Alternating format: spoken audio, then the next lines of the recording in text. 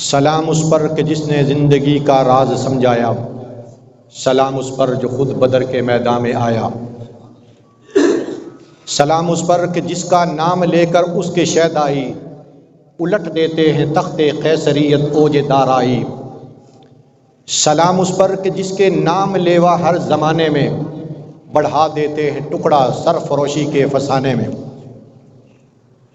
سلام اس پر کہ جس کے نام کی عزت پر کٹ مرنا مسلمان کا یہی ایمان، یہی مقصد، یہی شیوا۔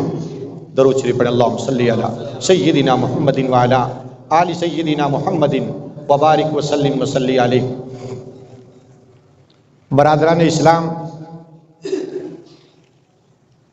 اسلامی تاریخ میں میدان بدر میں بپا ہونے والا معرکہ قیامت کی صبح تک یاد رکھا جائے گا، جس کو یوم الفرقان کے ساتھ تعبیر کیا گیا۔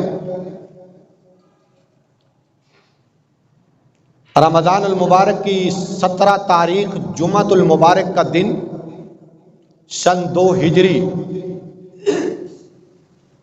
جب رحمت کائنات مفخر موجودات آقا نامدار تاجدار مدینہ مراد المشتاقین راحت للعاشقین نبی کریم رؤوف الرحیم علیہ الصلاۃ والتسلیم اپنے 313 جانثاروں کے ساتھ میدان بدر میں اترے اور مقابلے میں 1000 لوگ تھے۔ بدر ایک بندے کا نام ہے جس کے نام پر یہ جگہ مشہور ہوئی۔ بعض کتابوں میں لکھا ہے کہ بدر ایک کنویں کا نام تھا جس کی نسبت سے اس بستی کا نام بھی بدر پڑ گیا۔ بدر مدینہ سے 80 میل کے فاصلے پر۔ ابو سفیان کو اہل مکہ نے بہت سی مال و دولت دے کر شام کی طرح روانہ کیا۔ سارے اہل مکہ نے اپنا مال تجارت کے لیے حوالے کر دیا۔ ابو سفیان یہ تجارتی قافلہ لے کر شام پہنچے اور شام سے مکہ کی راہ لی۔ رحمت کائنات صلی اللہ علیہ وسلم کو پتہ چلا تو آپ نے صحابہ سے فرمایا کہ اس کی طرح خبر لینی ہے، اور کافر بھی مکہ سے ہو کر مسلمانوں کی خبر گیری کرتے رہتے تھے کہ مسلمانوں کی سرگرمیاں کیا ہیں، اور رحمت دو عالم صلی اللہ علیہ وسلم بھی چوکنے تھے۔ چاروں طرف نگاہ تھی کہ بھائی جن لوگوں کو ہم چھوڑ کے آئے ان کی سرگرمیاں کیا ہیں۔ حضرت عبداللہ بن جاش کی قیادت میں 12 لوگوں کو رحمت کائنات صلی اللہ علیہ وسلم نے مکہ والوں کی سرگرمیاں معلوم کرنے کے لیے بھیجا، تو عامر ابن حضرمی ان کے ہاتھ چڑھ گیا، اس کو مار ڈالا اور 2 بندے گرفتار کر لیے، مال غنیمت بھی لے لیا، حضور کی خدمت میں حاضری دے دی۔ حضور نے ناراضگی کا اظہار فرمایا کہ یہ کام آپ کو نہیں کرنا چاہیے تھا، مال غنیمت بھی آپ نے نہیں لی۔ جب عامر بن خضرمی کے قتل کی اطلاع مکہ میں پہنچی تو مکہ والوں میں اشتعال پھیل گیا۔ پھر اس بنیاد پہ انہوں نے جو کچھ کرنا تھا اپنے طور پہ کیا، مال و دولت سارا اکٹھا کر کے اس تجارتی قافلے کے حوالے کیا کہ یہ مال لے کے آئیں شام سے، مکہ میں بیچیں اور اس سے کچھ نفع اٹھائیں۔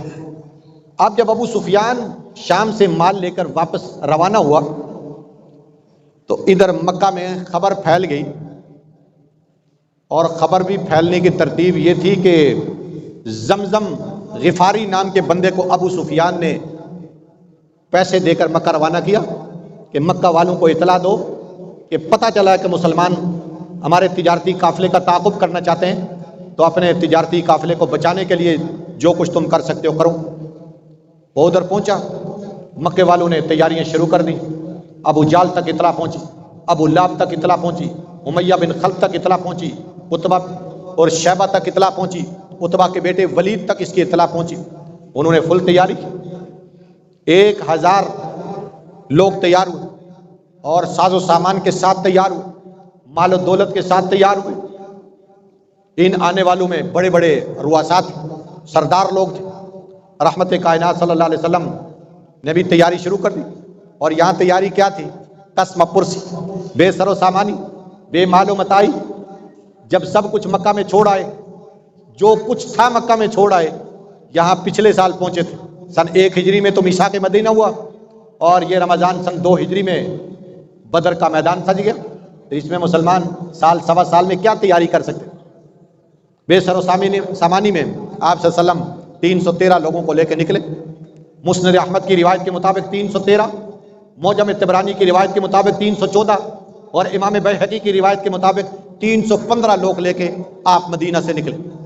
مدینہ سے 1 میل کے فاصلے پر بیر ابی اینابہ پہ پہنچے تو آپ نے اپنے ساتھیوں کا، جماعت کا ذرا معائنہ کیا۔ ان میں جو چھوٹی عمر کے بچے تھے وہ آپ صلی اللہ علیہ وسلم نے واپس کر دیے، اور کچھ با اصرار رونے لگے اور جانے کی حامی بری، انہوں نے کہا میں نے تو جانا ہے۔ پھر حضور پاک علیہ الصلوۃ والسلام نے ان کو جانے کی اجازت دے دی۔ آگے پہنچے ایک روحا نامی جگہ، وہاں حالات معلوم کرنے کے لیے 2 صحابہ، ایک کا نام تھا بس جوہنی اور ایک کا نام تھا عدی جوہنی، قریش کے قافلے کی خبر لینے کے لیے ان کو بھیجا۔ پھر آگے پہنچے صفرا نامی جگہ پہ، آپ کو اطلاع ملی کہ مکہ کے لوگ تو تیاری کر کے چل پڑے مکہ سے، تو رحمت کائنات صلی اللہ علیہ وسلم بھی اپنے جانثاروں کو لے کر آگے بڑھے۔ اور پتہ چلا علامہ شبلی نعمانی کی سیرت النبی کے مطابق کہ حضور کو پتہ چلا کہ یہ قافلہ اس ترتیب پر بدر کے قریب آ رہا ہے اور مکہ والے بھی ادھر پہنچ رہے ہیں، اور ابو سفیان اپنا قافلہ لے کر جب یہاں قریب پہنچا تو اسے معلوم ہو گیا کہ کوئی حالات غیر معمولی نہیں ہے۔ اس نے دیکھا بھائی آنے جانے والے کوئی آئے، پوچھا تو انہوں نے کہا جی کچھ لوگ آئے تھے سوار ہو کے تو واپس چلے گئے، اور وہاں اس نے ایک آدھی مینگنی اٹھائی، جن جانوروں نے مینگنیاں کی، اس کو ہاتھ سے مسلا اور دیکھا کہ اس کے اندر گٹھلی ہے گٹھلی۔ تو ابو سفیان یہ سمجھ گیا کہ یہ تو کوئی یثرب مدینے کی گٹھلی نظر آتی ہے، یہ مدینے کے درختوں کی گٹھلی ہے۔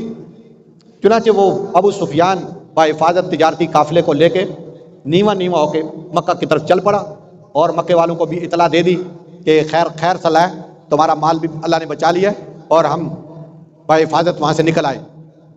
اب مکے والوں کے وہ جو جذبات تھے وہ اس طرح کے نہ رہے جس طریقے سے پہلے تھے کہ بھائی ہمارا قافلہ کہیں مسلمانوں کے ہاتھ آ جائے تو جتنی جمع پونجی ہے یہ ساری ختم ہو جائے، کیونکہ جو کچھ تھا مکے والوں کے پاس اس تجارتی قافلے کو انہوں نے حوالے کر دیا تھا۔ ادھر خبر پھیل گئی کہ تمہارے تجارتی قافلے پر مسلمان حملہ آور ہونا چاہتے، خبر غلط تھی۔ علامہ شبلی نعمانی نے اس کو صحیح کرٹیسائز کیا ہے، اس پر تنقید کی ہے کہ ایسی کوئی ترتیب نہیں تھی جس پر دشمنان اسلام نے مسلمانوں کے اوپر یہ کالک ملنے کی کوشش کی کہ مسلمان قافلے کو لوٹنا چاہتے۔ چنانچہ یہ تو نکل گیا، لیکن ادھر ابو جہل قیادت کر رہا تھا، ادھر ابو لہب نے اپنی جگہ عاص بن ہشام، جو 4000 روپے کا ابو لہب کا مقروض تھا، اس قرض کے عوض اس کو بھیجا۔ ابو لہب نے اپنی جگہ خود نہیں آیا، اس کو ڈر تھا کہ میں مارا جاؤں۔ ادھر امیہ بن خلف جو حضرت بلال پہ ظلم کرتا تھا یہ بھی نہیں آ رہا، لیکن اس کو ابو جہل نے کہا کہ جانا ہے، اصرار کیا، ضد کی۔ پھر اس نے ابو جہل نے کہا کہ اس طرح کرتے ہیں کہ اچھی سواری کا انتظام تیرے لیے کر دیتے ہیں، جہاں خطرات محسوس کرے گا وہاں سے سواری کو ایڑ لگانا اور واپس آ جانا۔ چنانچہ اس آس اور امید پہ امیہ بن خلف اپنے گھر گیا۔ ام صفوان جو اس کی بیوی تھی اس کو کہا جی کہ مجھے جانا ہے، سواری کا انتظام ہو گیا اور مجھے جانا ہے۔ تو امیہ بن خلف کی بیوی نے اس کو کہا کہ تو جانتا ہے کہ تیرے یثربی دوست سعد بن معاذ نے تجھے کیا کہا؟ سعد بن معاذ زمانہ اسلام سے پہلے اس کے دوست تھے، اور زمانہ اسلام کے بعد بھی امیہ بن خلف کے ساتھ رسم و رات، جب وہاں مکہ میں جاتے تو اسی کے پاس ٹھہرتے تھے۔ ایک دن امیہ بن خلف کے ساتھ حضرت معاذ حرم میں پہنچے اور وہاں بیت اللہ کا طواف شروع کر دیا۔ ابو جہل نے پوچھا امیہ بن خلف سے یہ کون ہے؟ اس نے کہا جی یہ میرا دوست ہے۔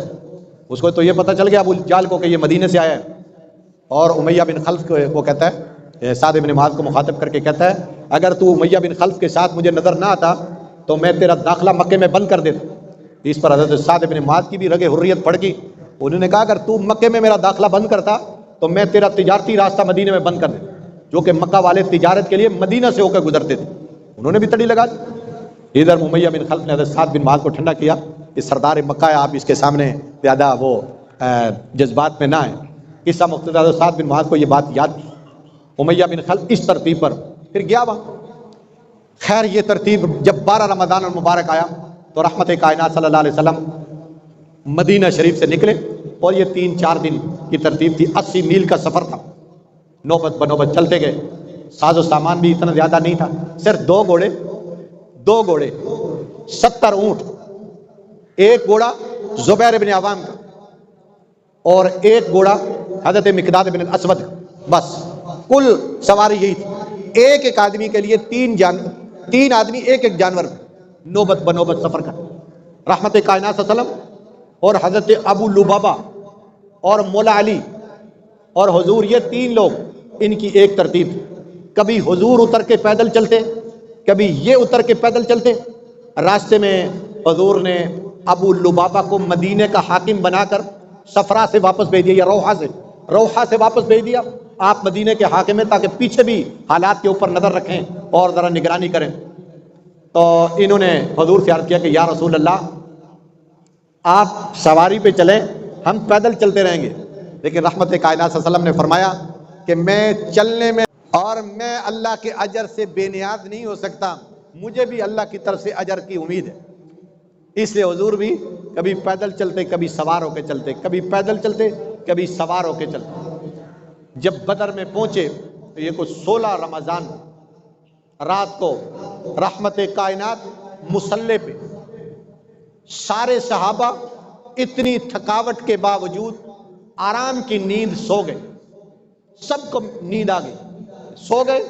حضور ساری رات نہ سوئے، ساری رات مصلی پہ اللہ کی بارگاہ میں دعائیں کر، جاریاں کر رہے ہیں، رو رہے ہیں، لجاجت کر رہے ہیں، اے اللہ آپ کا وعدہ ہے، آپ کا عہد و پیمان ہے کہ آپ کی مدد کروں گا، آپ کی نصرت کروں گا، اے اللہ آپ کا وعدہ ہے، آپ اپنے وعدے کو پورا فرمائیں، اے اللہ اس مٹھی بھر جماعت کی مدد فرمائیں۔ اگلا دن جب ہوا، صحابہ رات سوئے، سرکار نے آواز دی، الصلاۃ الصلاۃ یا عباد اللہ، اے بندگان خدا نماز کا وقت ہو گیا ہے۔ صحابہ سرکار کی زبان سے نکلنے والے الفاظ پر لبیک کہتے اٹھے، نماز ایک درخت کے نیچے رحمت کائنات نے 17 رمضان المبارک فجر کی نماز پڑھائی۔ اس کے بعد آپ صحابہ کی طرف متوجہ ہوئے اور جہاد کے فضائل بیان فرمائے کہ جہاد میں مسلمان کی عزت ہے، مسلمان کی عظمت ہے۔ اللہ پاک نے ہمارے اوپر یہ فرض کیا، چونکہ مکہ میں جب مسلمانوں کو جوش آتا تھا، کافروں کے ستم پر مسلمان کچھ جوابی کارروائی کرنا چاہتے تھے تو اللہ کی طرف سے حکم آتا تھا، کفو ایدیکم، اپنے ہاتھوں کو روک لو، جوابی کارروائی کی اجازت نہیں ہے۔ آج میدان بدر میں رحمت کائنات ارشاد فرما رہے ہیں کہ بھائی ان کی ترتیب صحیح ترتیب پر کرنی ہے۔ آپ نے صفیں سیدھی کروا دی، میدان کاردار کے لیے صفیں سیدھی ہو گئی۔ آپ کے ہاتھ میں ایک نیزہ تھا، اس نیزے کے ساتھ صفیں سیدھی کرتے جاتے، ایسے۔ یہ نماز کی صف نہیں تھی، یہ میدان کاردار کی صف تھی، نیزے کے ساتھ سیدھی۔ ایک صحابی حضرت سواد، یہ ذرا تھوڑا سا آگے بڑھے ہوئے تھے، حضور نے جب وہ نو کے سینا کے ساتھ یوں کر کے ان کی پیٹ میں یوں لگایا، تھوڑا پیچھے ہو جا پائی، انہوں نے کہا یا رسول اللہ یہ آپ نے بڑی زیادتی کی ہے، مجھے تکلیف پہنچی ہے، اس کا بدلہ میں لوں گا آپ سے، اس کا میں بدلہ لوں گا آپ سے۔ یہ بدر کے میدان میں حضور پاک علیہ السلام نے اپنے شکم مبارک سے کپڑا اٹھایا اور کہا سواد میرا پیٹ حاضر ہے، بدلہ لے لو، میرا پیٹ حاضر ہے، بدلہ لے لو۔ حضرت سواد آگے بڑھے اور حضور کے پیٹ کے ساتھ اپنی اس طرح منہ لگایا اور یہاں چوما حضور کے پیٹ کو اور عرض کرنے لگے یا رسول اللہ ہو سکتا ہے یہ آخری ملاقات، اسی ملاقات کا اشتیاق، یہ بدلے کا کوئی معاملہ نہیں تھا، بس میں یہ شہادت حاصل کرنا چاہتا ہوں۔ چنانچہ رحمت کائنات صلی اللہ علیہ وسلم نے حالات پہلے ہی معلوم کر لیے تھے کہ صورتحال کیا ہے، کافروں نے بھی حالات معلوم کر لیے تھے، انہوں نے عمیر ابن وہب کو بھیج کے حالات معلوم کیے، وہ بھی یہاں قریب پہنچ چکے تھے، انہوں نے حالات معلوم کیے۔ عمیر ابن وہب گھوڑے پہ سوار ہو کے چکر لگاتا ہے، چکر لگانے کے بعد اس نے قریش کو، مکہ والوں کو اطلاع دی، کوئی 300 لوگ ہیں، 300 لوگ، لیکن مجھے ذرا ایک مہلت اور دو کہ میں ذرا ایک خبر اور لے لوں کہ ان 300 علاوہ 300 کے علاوہ بھی کوئی لوگ چھپے ہوئے موجود ہیں جو ان کو کمک پہنچا سکتے ہیں، ان کو رسد پہنچا سکتے ہیں۔ چنانچہ انہوں نے مہلت دی، پھر اس نے چکر لگایا اور اس نے جا کے مکہ والوں کو اطلاع دی، قریش کو جو آ چکے تھے میدان بدر کے قریب۔ انہوں نے کہا جی کہ کوئی اور لوگ تو نہیں ہے، لیکن یہ جو آئے ہوئے ہیں ان کے ترتیب میں دیکھ رہا ہوں کہ ان کے گھوڑوں کی پشت کے اوپر سرخ موت موجود ہے، اور ان میں سے کوئی بندہ بھی تمہاری گردنیں ناپے بغیر واپس نہیں جا سکتا۔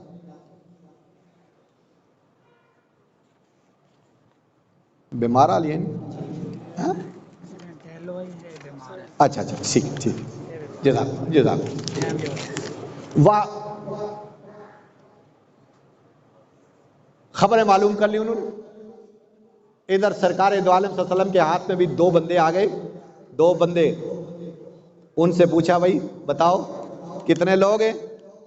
انہوں نے کہا جی کافی سارے ہیں پر پتہ نہیں کتنے، بہت سارے لوگ آئے ہوئے ہیں مکہ سے۔ حضور نے پھر اگلا سوال یہ کیا کہ ان کے کھانے کی ترتیب بتائیں کہ کتنے اونٹ ذبح کرتے ہیں؟ انہوں نے کہا جی ایک دن 9 اونٹ ذبح کرتے ہیں، ایک دن 10 اونٹ ذبح کرتے ہیں۔ حضور نے ججمنٹ کر لی، کیلکولیٹ کر لیا، حضور کی حاضر دماغی نے، کوئی 900,000 بندہ ہوگا، 900,000 بندہ ہوگا۔ چنانچہ صفیں سیدھی ہو گئی، حضور بھی متوجہ اللہ کی طرف۔ اب حضور کے لیے سعد بن معاذ جو سردار انصار تھے، انہوں نے کہ یا رسول اللہ آپ کے لیے ایک چھپر بنا دیتے ہم، اس چھپر کے اندر آپ آرام فرمائیں اور یہاں بیٹھ کے آپ نظارہ کریں۔ یہ ایک ٹیلے کے اوپر چھپر بنایا جس سے سارا میدان بدر نظر آتا تھا، اور مسلمان بھی نظر آتے تھے، کافر بھی نظر آتے تھے۔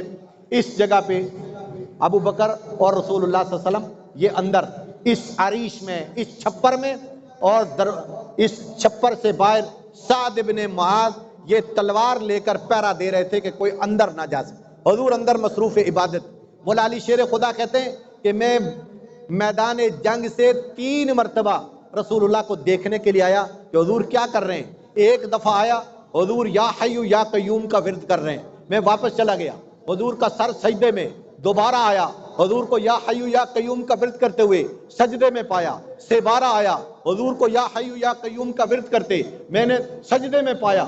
چوتھی بار جب میں آیا تو اللہ کی طرف سے فتح ہو چکی تھی میدان بدر میں کافروں کی طرف سے۔ یہ اب بددل ہو چکے تھے کہ لڑنا نہیں ہے، لیکن ابو جال نے ان کو لڑنے پہ مجبور کیا۔ چنانچہ وہ لڑے، عتبہ آیا، شیبہ آیا، ان کا بیٹا ولید آیا، اور انصار میں 2-3 آدمی جو آگے بڑھے، ان کو دیکھ کر یہ لوگ کہتے ہیں تم ٹکر کے لوگ نہیں ہو۔ یہ جو ٹکر کے لوگوں کی آواز ہے نا، اللہ ان کو میدان میں ذلیل اور رسوا کرتا ہے۔ یہ بند حجروں میں بھی اللہ ان کو ذلیل اور رسوا کرتا ہے۔ جو ٹکر چاہتے ہیں، ٹکر کا مقابلہ، یہ ٹکر کے طلبگاروں کو خدا بند قلعوں میں بھی ذلیل اور رسوا کرے گا، انشاءاللہ کرے گا، آج نہیں تو کل کرے گا۔ اللہ ان ٹکر طلب کرنے والوں کو بدر میں بھی ذلیل کر چکا ہے۔ انصار کو کہنے لگے تم ٹکر کے لوگ نہیں ہو۔ رسول اللہ کے کانوں کی دہلیز سے آواز ٹکرائی، یہ کہتے ہیں ٹکر کے لوگ نہیں ہیں۔ مولا علی کو فرمایا آگے بڑھو، امیر حمزہ کو فرمایا آگے بڑھو، عبیدہ بن حارث کو فرمایا آگے بڑھو۔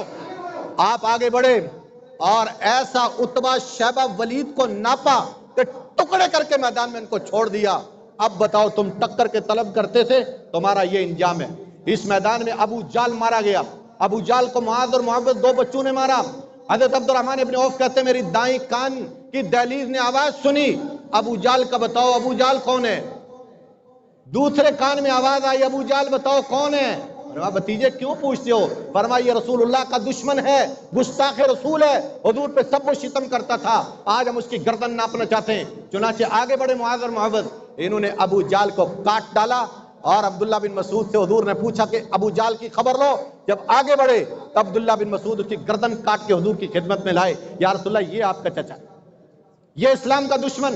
حضور نے اگلے دن انگلی سے اشارہ فرمایا تھا یہاں ابو جال مرے گا، یہاں عتبہ مرے گا، یہاں شیبہ مرے گا، یہاں ولید مرے گا، یہاں فلاں مرے گا۔ تاریخ لکھتی ہے کہ ایک بال برابر فرق نہیں تھا جہاں حضور نے اشارہ کیا اور وہاں کسی کافر کی لاش نہ پڑی۔ وہ بڑا عجیب مارکا بدر میں بپا ہوا، لیکن کوئی ساز و سامان نہیں، اللہ کی مدد کے ساتھ، اللہ کی نصرت کے ساتھ اللہ نے ایسی ترتیب بنا دی تھی کہ اللہ نے فرمایا لقد نصرکم اللہ ببدر وانتم اذلہ، مارکہ بدر میں تم تھوڑے تھے، ہم نے بدر کے مارکے میں تمہاری مدد کی۔ تاریخ لکھ دی ہے اللہ نے فرشتوں کو بھیجا، 1000 فرشتہ، 3000 فرشتہ، 5000 فرشتہ، اور پیلے رنگ کے امامے باندھے ہوئے فرشتے آئے۔ روایات میں آتا ہے کالے رنگ کے امامے، سفید رنگ کے امامے فرشتوں نے باندھے تھے اور انسانی شکلوں میں آئے، اور اللہ نے کافروں کو دکھا دیا کہ یہ مسلمان تمہیں آج ایسی تیسی پھیر دیں گے۔ اللہ جل جلالہ ان کی ہمتیں بھی پس کر دی، 70 مارے گئے، 70 گرفتار کر کے حضور کے قدموں میں ڈالے گئے۔ اللہ مجھے آپ کو ان لوگوں کی ایسی مجاہدانہ زندگیوں سے سبق حاصل کرنے کی توفیق عطا فرمائے۔ جزاک اللہ۔